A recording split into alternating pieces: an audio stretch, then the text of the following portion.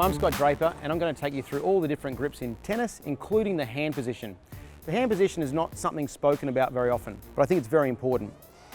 If we were to have the racket to the side and we just ran our fingers directly across the racket and our fingers were close together, I sort of call that like a fisting type grip.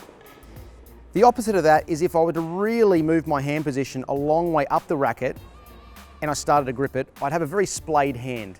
I think a good hand position is 45 degrees across the racket. From there, I also think that it's really important that we have some overhang. The more overhang we have on the racket, the more racket head acceleration we're going to produce, especially on serve. The more we grip down the racket, typically the less racket head acceleration we're going to find. So again, 45 degrees and a little bit of overhang is a good way to hold the racket. Now in terms of the grips, the best way I look at it is to have the racket perpendicular to the ground and I'm looking directly at the top bevel. It's a good starting point when we're trying to find each grip. Top bevel, the first one to the right is our Continental forehand grip.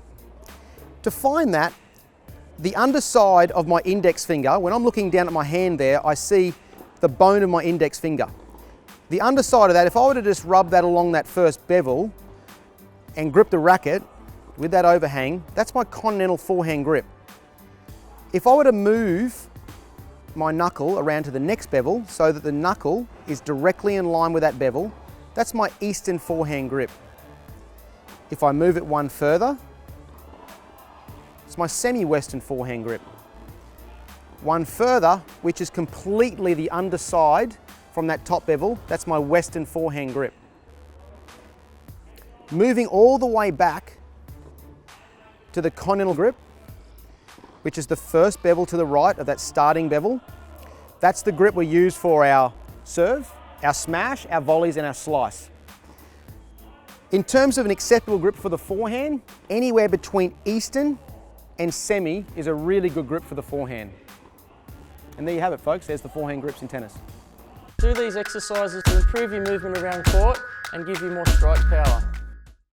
For Wellington Tennis Club, I wouldn't be sitting here right now, that's for sure.